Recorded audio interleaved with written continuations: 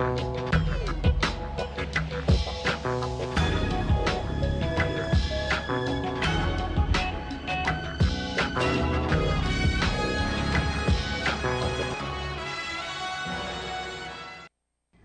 and welcome to MEA TV right here on Middle Eastern American Television. I'm your host, Sarah Masood. Today our special guest is Mona Sahouri from the Arab American Heritage Council in Flint, Michigan. Hi. Hello, welcome to our studios. We've been wanting to have this interview for a long time, so finally you're here. So we're very excited to highlight an organization that is from Flint. Well, thank you for having us. Definitely. Now let's talk about your position and the name of the organization and what it stands for. Well, I'm the executive director for the only Arab American organization that services the Flint, Genesee County area in the Flint community. It's called the Arab American Heritage Council. The Heritage Council was established in 1980 actually by concerned Arab Americans who were predominantly actually Palestinians, and they were concerned about the fact that there's a lot of negative image that is out there being portrayed regarding the Arab Americans and especially Palestinians, and they wanted to make sure that they improve that. And also they wanted to make sure that they have some sort of an organization to bring the community together. You know, your kids know my kids, and you know, everybody's so busy here in the U.S. that they felt like their social structure was a little, scattered, fragmented too as well. So that's how it started. I want to say in the past 10 years, we have really became very, very strong in the area. I mean, everybody knows really about us and about our programs that we are offering for the community right now. We do progress constantly. We are a nonprofit 501c3 organization, so we are attracting a lot of good volunteers and a lot of good donations, and the community is being very supportive. Definitely, that's really nice to hear, especially when the community supports an organization such as yours. And there's a lot of services that you guys offer and programs, Absolutely. especially a couple that are coming up. Let's talk a little bit about that. Well, in terms of the services, really, we have more than one direction in which our organization serves the community. We have direct services and we have indirect services.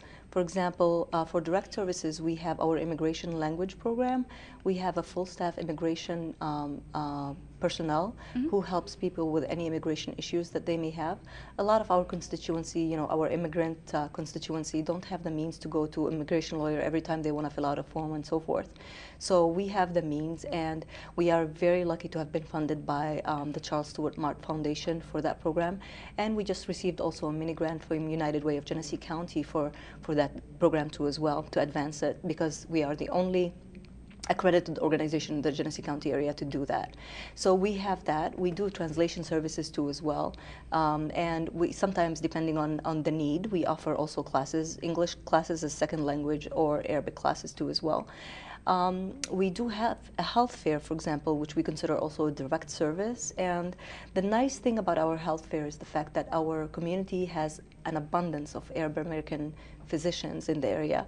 So what distinguishes our health fair from any other health fair out there is that, you know, we don't have, oh, here's a brochure, come and take it. You know, we actually have physicians that come and administer services, so it's very meaningful.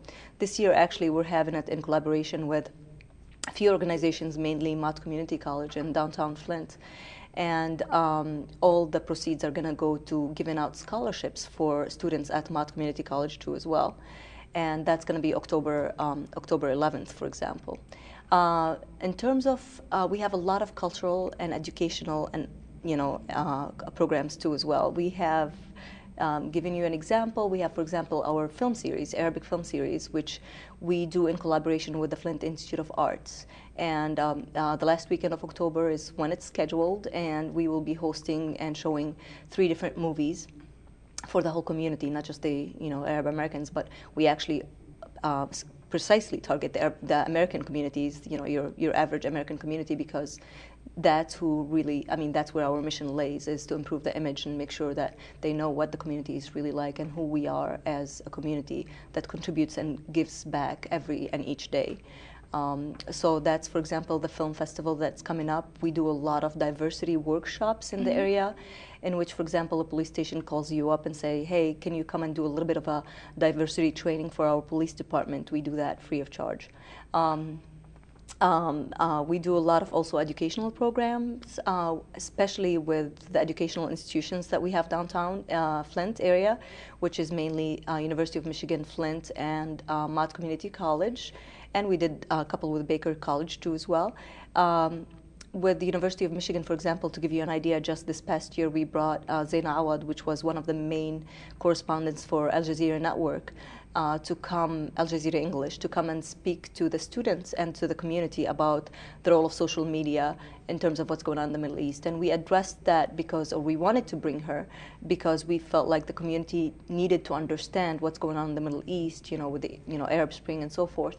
So we addressed that. So we host a lot of these events, a lot of these educational events, a lot of cultural events, whether it's film festival, dabke performance, stand-up comedy, and of course we have our direct service programs too as well. That's really unique because you don't see a lot of organizations, whether they cater to people's needs, to have diversity training for the police station, right? That's what you said. Yes. And give us an example of what that would be like. Well, for example, I sit on a committee for hate crime task force that was appointed by the mayor of Flint, for example, and this was an example which I didn't have that actual training yet, but a certain department that sits on the same task force came and talked to me and was like, oh, give me your card, I would like you to come and do this for us. I'm like, yes, absolutely, anytime. I did that, for example, for Health Plus of Michigan, and for the employees of Health Plus of Michigan, which is the insurance company that everybody knows about, and we did it in the Flint and in the Saginaw area too as well. We were connected, and we did a PowerPoint presentation, and we just basically had the employees ask questions, and you would be amazed at the kind of questions that they ask you, because honestly, I mean, people really don't understand what it means to be an Arab American. There are so many misconceptions out there about being Arab American. Where are you from? What are your values and what you believe in? When they understand our values and our culture, they actually come to respect it and appreciate it. But the fact that they don't, and they are so afraid to ask and be exposed to it because of what they see on the media is, you know, is really harming us. And that's what we really try to do and really try to focus on, is making sure that we actually deliver the right message to that community, to the larger community, and make them understand, or have them understand, that us as an Arab American community, we really enrich the community at large.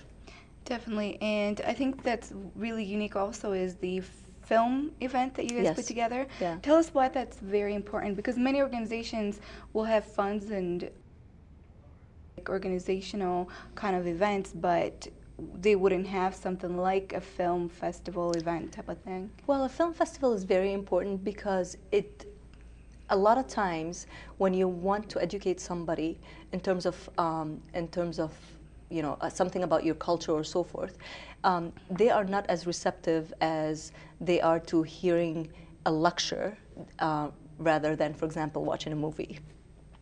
Watching a movie can be entertaining, and at the same time, it gives you a set of almost an open mind to actually absorb and understand and have questions.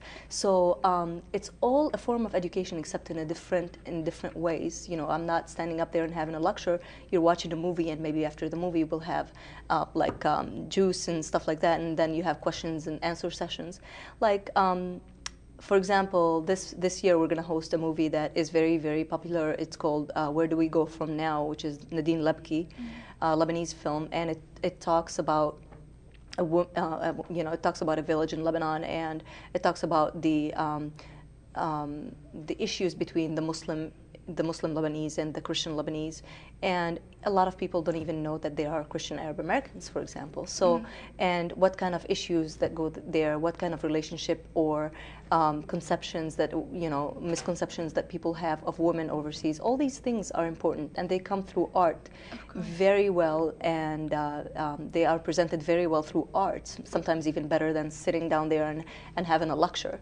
Of course, and it's more entertaining. It's more entertaining. It gets people engaged. Yes, and people are very selective on what they want to do. I mean, people are extremely busy these days, so we try to cater to everybody. If you enjoy the entertainment, we cater for you. But if you enjoy a lecture, then we sure we make sure to offer that as well. Exactly. Definitely. And let's talk about events that are coming up soon. Events that are coming up soon. The first event that is, well, two events that are coming up soon, for example, would be, we have August 5th is when we start our summer camp. And our summer camp, the whole idea behind it is cultural diversity. So we offer financial assistance to families and kids in need. And the whole idea, again, the whole idea behind it is cultural diversity, but we give that financial assistance not only to Arab American kids, but to African Americans, to Hispanic Americans, to white Americans. And we are hoping that we are fostering the right relationship for these kids to stay together 1 week and enjoy a summer camp. And the funds that we have at our agency is collected through a fundraiser that we have around Christmas time, which we call a fundraiser called the Summer Night in December. And people just basically come, have a good time, and pay $100 each, and that money goes to those children. So that's an awesome program, and the kids just absolutely enjoy it, and our community certainly needs it. The second event that, for example, we have also will be August 11th, which we have our golf outing.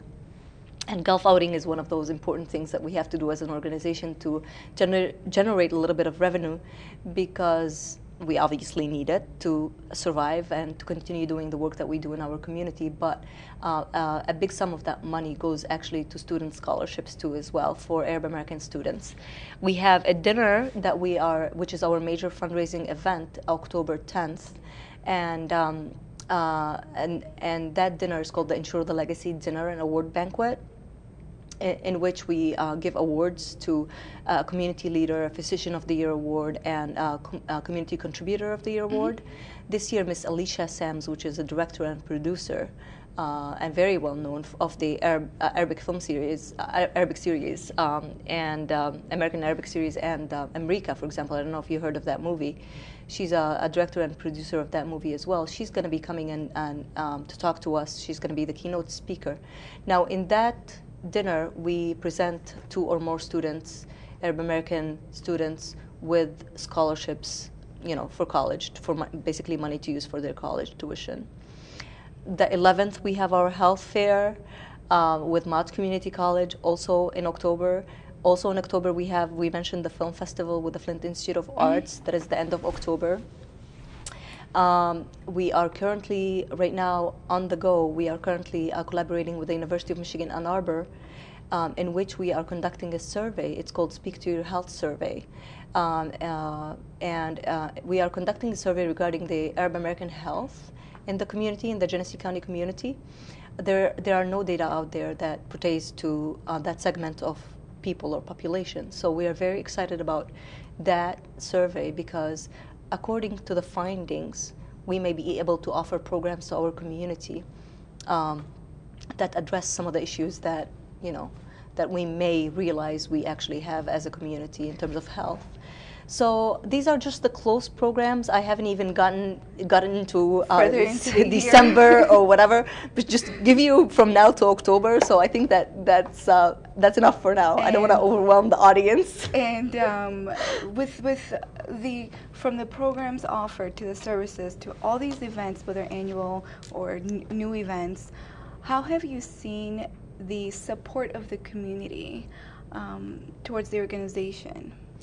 The support of the community is actually amazing, and I took this job, I want to say, almost 5 years ago, and I absolutely love it. And I am one of those people who is firm believer that you do the work and money will follow. In the beginning, our contributions were a little slow. I mean, still right now I would like to increase our contributions, obviously. However, when people see the energy, when institutions, when individuals, when companies, when foundations see the energy that you are actually generating with your little small organization, and they see your work on the ground, you'll be amazed by how the money actually follows. I never ask for money first. I've actually had people who came and said, Mona, we want to support your organization because we know the kind of work that you guys are doing. So I'm a firm believer that you go out there, you do the work, you